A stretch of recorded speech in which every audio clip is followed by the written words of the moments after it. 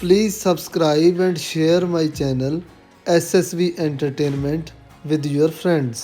दोस्तों, हर घर को रोशन करने वाले बल्ब की कहानी बहुत ही रोचक है। बल्ब की खोज को किसी चमत्कार से कम नहीं माना जा सकता। 19वीं सदी के आखिर में बल्ब की खोज हुई, जिसे विज्ञान की दुनिया में सबसे बड़ी खोज माना जाता है। बल्ब ने रात के अंधेरे में रोशनी फैलाने का काम किया। दोस्तों, 27 जनवरी 1880 में मशहूर वैज्ञानिक थॉमस एल्वा एडिसन ने दुनिया को बल्ब की रोशनी का तोहफा दिया था। लेकिन आपको ये जानकर बहुत हैरानी होगी कि दुनिया को बल्ब देने वाले इस महान साइंटिस्ट को स्कूल वालों ने पढ़ाने से इनकार कर दिया था और कहा था कि ये बहुत कमज़ोर दिमाग वाला बच्चा है, हम इसको पढ़ा नहीं सकते। लेकिन उन्होंने अपने दिमाग से और बुद्धि के दम पर फोनोग्राम और बल्ब समेत हजारों आविष्कार किए। उनके आविष्कारों से लोगों का जीवन और आसान हो गया। अमेरिका के महान विज्ञानी थॉमस एल्वा एडिसन का जन्म 11 फरवरी 1847 में हुआ था। उन्होंने मेहनत के दम पर और अपने दिमाग के दम पर पूरी दुनिया में अपना नाम रोशन किया। उन्होंने अपनी खोज का दुनिया में लोहा मनवाया। वैसे तो इस महान साइंटिस्ट ने बहुत सी खोजें की, पर बिजली के बल्ब को इनकी सबसे बड़ी खोज माना जाता है। यहाँ मैं आपको ये भी बता दूं कि जब वो बल्ब बनाने की कोशिश कर रहे थे तो लगभग 10,000 बार वो फेल हुए थे इसको बनाने में, लेकिन उन्होंने कभी हार नहीं मानी और अंत में बल्ब बनाकर बिजली से जलाकर पूरी दुनिया को रोशन कर दिया। एडिसन जब 10 साल के थे तभी उन्होंने अपनी पहली प्रयोगशाला स्थापित कर ली थी।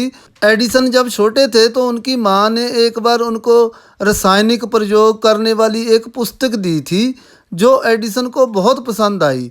थॉमस एडिसन कई दिनों तक बिना सोए प्रयोग करते रहते थे और सबसे हैरान करने वाली बात यह है कि वो अपने प्रयोगों में इतने बिजी हो जाते थे कि कभी कभी खाना पीना तक भूल जाते थे। थॉमस एल्वा एडिसन के बचपन की कई ऐसी कहानियां हैं जो लोगों को सीख देती हैं। बताया जाता है कि एडिसन जब प्राइमरी स्कूल में पढ़ाई करते थे तो उनकी टीचर ने उन्हें एक कागज़ देकर कहा कि इसे अपनी मां को दे देना। जब उन्होंने घर आकर वो कागज़ का टुकड़ा अपनी मां को दिया तो मां पढ़कर रोने लगी। एडिसन ने मां को रोता देखकर पूछा, आप क्यों रो रही हैं? जवाब में उनकी मां ने कहा, बेटा खुशी के आंसू हैं ये। इसमें लिखा है कि आपका बेटा बहुत होशियार है। हमारे स्कूल में इतने बड़े लेवल की पढ़ाई नहीं करवाई जाती और ना ही हमारे पास बहुत पढ़े लिखे टीचर्स हैं, इसलिए हम तुम्हारे बच्चे को पढ़ा नहीं सकते। एडिसन को आप खुद ही पढ़ा लिया करें। इसके बाद एडिसन ने अपनी माँ से ही पढ़ना लिखना शुरू कर दिया। कई साल बीत जाने के बाद जब वो एक महान वैज्ञानिक बन गए और उनकी मां का निधन हो गया था, एक दिन घर में उनको अपनी मां की अलमारी से टीचर का दिया हुआ वो लेटर मिल गया। इस लेटर को पढ़ने के बाद एडिसन खूब रोए।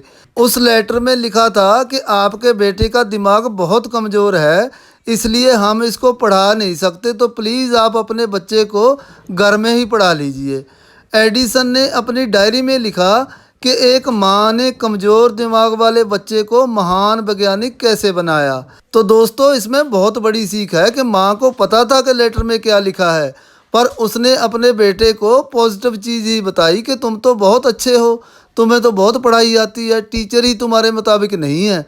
अगर वो उस समय एडिसन को बता देती तो शायद उसका दिल टूट जाता। ये होती है माँ। तो दोस्तों, पहली बार बल्ब बनाने की खोज करने के लिए $40,000 का खर्चा करना पड़ा था एडिसन को। 1879 से 1900 तक एडिसन ने बहुत बड़ी बड़ी खोजें कर ली थी। वो एक साइंटिस्ट होने के साथ साथ ही एक बहुत बड़े बिजनेसमैन भी बन गए थे और 18 अक्टूबर 1931 को एडिसन का देहांत हो गया था। पर हम अपनी तरफ से इस महान साइंटिस्ट को, जिन्होंने अपने खोज से पूरी दुनिया में रोशनी बिखेर दी, उनको नमन करते हैं।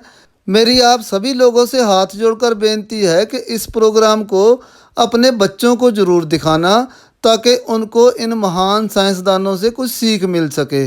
आप जरा सोचना कि अगर एडिसन ने बल्ब ना बनाया होता तो दुनिया कैसी होती। प्लीज़ कमेंट्स में मुझे बताना और मेरे चैनल को प्लीज़ सब्सक्राइब कर लेना। बाय बाय, टेक केयर दोस्तों।